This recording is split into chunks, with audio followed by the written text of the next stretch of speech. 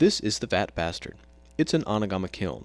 Twice a year, artists bring their clay pieces from around the country to this wood-fired kiln. Okay, what I thought we'd do is talk about the different parts of the kiln, and where I'm standing now is the main firebox.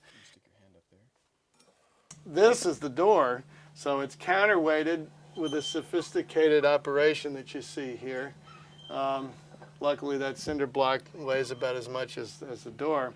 Inside there's an area without work in it that's about 3 feet long and about 2.5 feet wide to make sure that the work doesn't get hit directly with the oncoming logs. An enormous mound of coals is here, so the coals might be as high as 3 feet, and this kind of pile of spent fuel.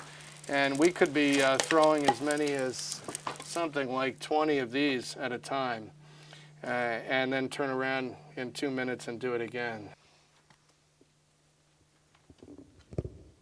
Okay, I'm standing here at the side door of the kiln. Some of the kilns that have been built don't have them, and so you can imagine belly flopping in there to load the pieces in, and only having one place to do that, where we were before at the entrance to the firebox. Here we can have 2 loading sites, which is great because you have a lot of people. What could be a chaotic time as people are arriving with work, and people are inside, students are in there helping me. And so if we have ultimately 2 spots where those things can be happening, it increases our speed. There are 8 of the side stoke ports that go up both sides of the kiln, and so our loading involves loading pieces in and shelving in between relative to the size of the pieces in the areas in between the side stoke ports.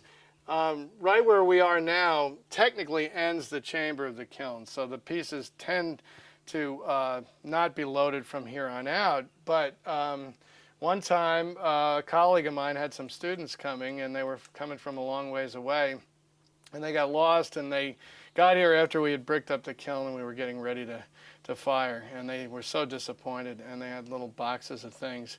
So I said, well, let's put them in the exit flue. Here to the chimney is a 15-foot stretch. It's kind of a squared-off tube. That is the exit flue, and the dynamic is that it increases the draw. So when the flame's rolling through here, part of the reason for its velocity is this extension that's on here plus the chimney. Through this little slot, I loaded the pieces, and they turned out to be pretty amazing. Back here, the ash is so fine because you have to figure it's made it 23 feet from the firebox to the very back, so it has to be light in order to be able to make the trip all the way back here and be carried on that force of the flame. So the ash that settles on the pieces back here is not nearly as clunky as it is in the front. And so we put pieces with detailed surfaces, pieces where we want the flame marks to be predominant over ash drip and things like that, and we put them back here.